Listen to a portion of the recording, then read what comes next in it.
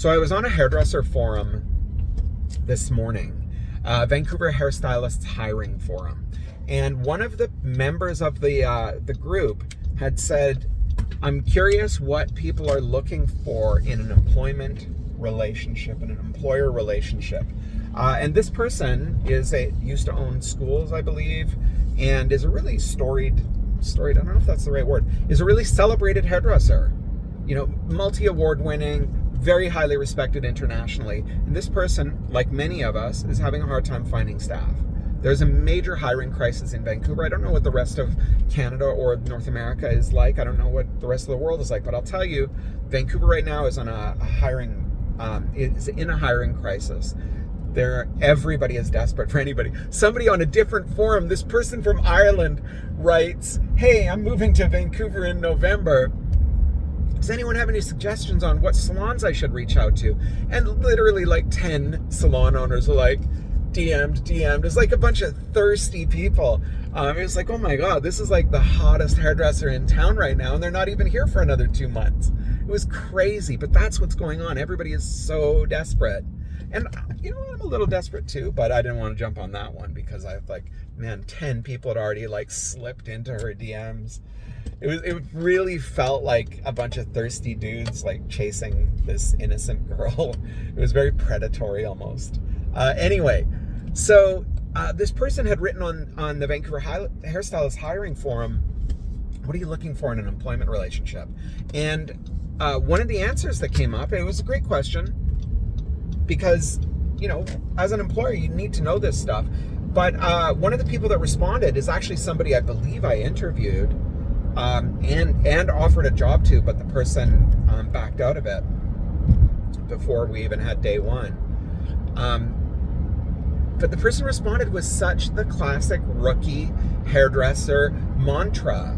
You know, one of the things that really got my back up, and it's a different, you know what, I'm going to do it, save it for another video, is the person said, if I'm going to give up 50%, and then listed a bunch of things. And I'm like, the fuck are you talking about giving up 50% straight out of hair school? You don't have any clients to give up 50%. What are you talking about? But anyway, that's a conversation an experienced hairdresser with a book can maybe talk, and then I can respond to that. But I'll make that into another video one day on another drive to work. But one of the things that they talked about that is a little bit less infuriating for me, it's infuriating for me because it's a failure of the schools. And it pisses me off that schools consistently do this. It drives me crazy. It's a failure of the schools to talk to their students about why we sell retail. So this hairdresser had written, I don't even know if this person's frankly a hairdresser. I don't know if they've ever worked in a hair salon. I don't know if they've ever succeeded as a hairdresser to even make the assessments they were making. But these were the things that bothered them about, you know, hair salons. Where was I? Oh yeah, retail. This is a failure of the schools to explain to their students why retail is important. I try to fix this in our academy, but even then, you know, we do a lecture on this, we do a session on it. I'm on my way into our Vancouver Academy today to talk about success as a hairdresser and how to be an asset to a hair salon at every stage of your development, from junior stylist fresh out of school, all the way up to, you know, master stylist with a full book. How can you be an asset at all times? You know, once you got a full book, you're an asset at that point. But how to be an asset when you don't have a client in your chair. I'm going to talk to them about that. And one of the things that we talk about is retail and why retail is so important. Now, this person on the Vancouver Hairstylist Hiring Forum had said, I don't get into hairdressing to sell product. My job is to do hair. And this is that classic hairdresser mantra that is so infuriating because they're not taught properly in school. I remember I was never taught a word about retail when I was in school, right? So I was not set up to succeed in retail. Then I worked at a hair salon that was an Aveda salon. And about once a month, the Aveda rep would come in and she would like yell at us. Shannon. I wish I knew Shannon today.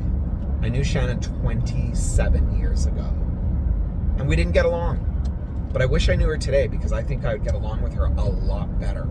But Shannon would come in and give us a bunch of shit for not selling product. And I think that the owner of the salon, who is my hero, he's my hair hero. I love this guy. I worship this guy. He never took the time to explain to us why retail was important. All that would happen is, you got to sell retail. You got to sell. You're not selling enough. And we'd be like, this is some high pressure bullshit. I got into hairdressing to be an artist and not a salesperson, to do hair, not sell product. And why do I give a shit about 10% retail commission, right? Like, I'm making more than that a day, more than what I'm making a day in tips, more than my monthly retail commission. Now, you know, as a salon owner, I'll flip that around and say, okay, cool. So do you want to give me just $100? If $100 is meaningless to you, give me $100. And most people won't. But the retail commission is not why we do this. It's a bonus. As I said, you know, it's a bonus to you know, selling some retail, but the money is meaningless. What it is a barometer to your success. Sorry, I just got a message on my phone, so now I'm distracted. It's a barometer to how you are getting over as a hairdresser. That's what retail is. So I'm going to explain to you that retail is nothing to do with selling. It is absolutely not about selling. Retail is a barometer for you to gauge how much your clients trust you and how much you are solving their hair problems, how happy you are making them. That's what it's doing. So when you say, my job is to do hair, yeah. And part of doing hair, if I took away all your styling products, all your shampoo and conditioner, and said, now go do your job, you go, I can't do it. Even in our salons right now, we have no aerosol hairspray on our back bar. No aerosol hairspray. Now, aerosol hairspray is not one of our big sellers, but our staff apparently can't live without it. We make our own product. I had to discontinue our hair powder because I remember my team, they sold like 3 of them over the course of 6 months, but they used like 20 of them on the back bar. So they're using them on everybody, but not selling them. How can you not sell a little purse-sized hair powder? It's the greatest thing in the world, but we weren't selling any, so therefore I had to discontinue it as a product. But my point is, hairdressers cannot live without the products. So when we're solving our clients' hair problems, we're not solving them with scissors very often. What do we solve with scissors? We solve the ends. We can debulk. There's things that we can do with scissors, absolutely. But some people just have challenging hair. And the only ways to fix their challenging hair issues is with a styling lesson. And a styling lesson begins with the correct product selection and application. Okay? That requires education. I'm going to break this down for you, by the way, guys. One of the things, I think I learned this from Chromians way back in the day, is people either want their hair bigger or smaller. Right? I love this. You either want it bigger or smaller. It's like booties as well, apparently, too.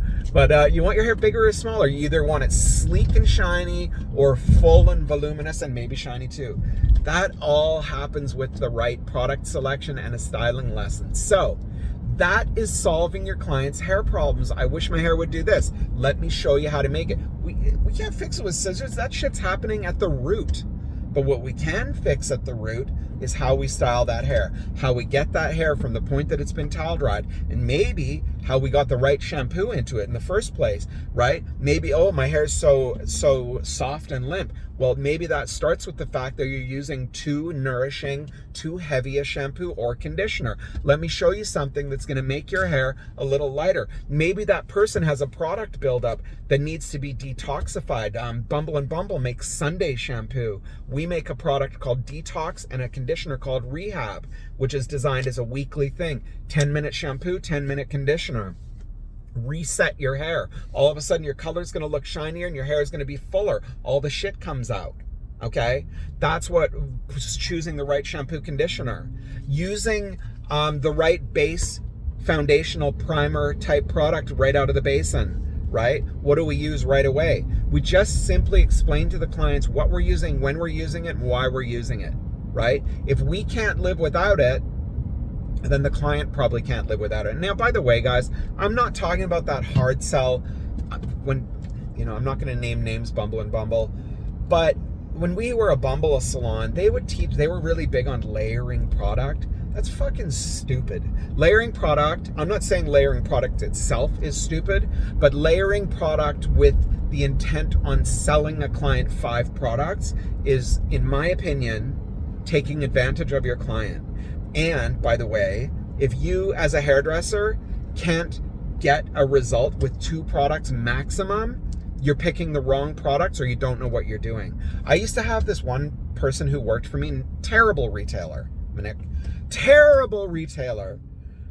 She hates me so much she'll never watch this video, so I will name her. But the worst retailer, and she would talk to me. She goes, oh my God, I love these 2 products together. And she would use my volumizing mist and my smoothing serum. So I'm gonna use this volumizing product and then I'm gonna load it up with dimethicone to completely undo. And there's a balance between dimethicone and, you know, wheat protein, rice protein, products that give hair a starchy feeling. If you put in enough silicones, dimethicone, you will eventually undo any of the benefits of the volume. So why didn't you just pick a product that maybe was balanced? Because your clients are not going to buy a smoothing product and a volumizing product and then layer them in exactly the same way you're layering them in. Find a product that lives somewhere in the middle, right? A client, if you put up 5 products that a client has to buy in order to achieve the style you've created, you're doing them a massive disservice. But if you say, hey, I friggin' love this as a prep product and here's a finishing product.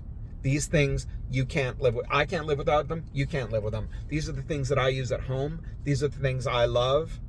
Tell your client that. I promise you they're going to buy them. And now, have you just pushed a product on your client? Absolutely not. You have told them what you're using while you're using it and then just given them the choice. That's not selling, guys. That's making a suggestion. And I promise you they're going to buy those things. If you're doing your job as a hairdresser, if you are solving your client's hair problems, whether it's, you know, defrizzing, making it fuller, giving volume to limp hair, showing them how to use a curling iron, selling tools, all that kind of stuff. I don't like to push anything on my clients. I will never push anything, right? There's an old mantra, there was an old thing that they would say, put up every product on the counter that you used on your clients and they will buy something. And we used to have a guy named Randall who worked for us, who was the highest retailer in our company, because he would do that every single client. He would talk up the product and then put up 5 to 7 products on the counter and say, here's what I used on you today. The client would usually buy 3 of those products. Now, even then, I don't necessarily push that. My agenda is not necessarily to sell a product. My agenda is to solve hair problems. And because I am bad at what I do, I'm not bad at solving hair problems, but I'm bad at what I do as a completing the sale hairdresser, right? I get my pre-book, but sometimes I forget to put the product up. Very often the client will say, hey, what about that shampoo that you used? Oh, shoot, I'm so sorry. And then I'll go grab it for them, right? Like, that's really... For me, I feel like I'm like the ultimate hairdresser who I'm like, here's the shit that I use on you. This will solve your problems. Here's the styling lesson. And then I actually forget to even put it out there. My clients have to ask me for the retail sale. They're asking me. They're coming to me for it. That's where it's like, I'm not pushing anything on these people. Now, if I actually remembered to put that stuff up, I would definitely increase my sales. But I never want my clients to feel like they were pushed in any way, because that is not my agenda. My agenda is to solve hair problems for my clients. Everybody has different problems, but you can usually be boiled down into bigger or smaller, you know, thirsty or, I don't know, I can't think of another, the opposite of thirsty or friggin' not thirsty. Anyway, that's what your job is. That's why retail matters, okay? And if all of your staff in a hair salon are solving their clients' hair problems, then all of a sudden the salon has the ability to be more profitable, and that benefits the salon. So that's win-win, because when a client is buying product from you, that means they trust you, you've solved their hair problems, and guess what they do? They tell their friends, okay? If a client walks out of the salon and has bought 3 products from you, that means they loved their hair, they loved their visit with you, and they're going to tell their friends, they're going to send in their friends. And that means more business for you because you're doing the right things, okay? That's what product is all about. If you're not selling product, you're likely not solving hair problems. I'm having a hard time speaking today. I did not sleep very well last night. Here's what I'll tell you. I've had very successful hairdressers, and myself, I was one, where my retail numbers were not good. But I have never had a high retailer not become a high service dollar hairdresser. Never. So if you can focus on your service dollar, or on your solving of the hair problems, I promise you, you're gonna have a much better retail relationship. Your salon owner is gonna be happier, and they're gonna hold you up to as an example to people, to saying, not look at the numbers that this person's putting up, but they're saying, look at the client loyalty. Okay? If clients are unhappy, they don't buy product. If clients are unhappy, they don't pre-book. The pre-book is a barometer of success. The retail is a barometer of success. Success comes from you solving hair products. I keep saying the same thing. Problems. Solve their hair problems. The retail will happen organically. Awesome. I'm out.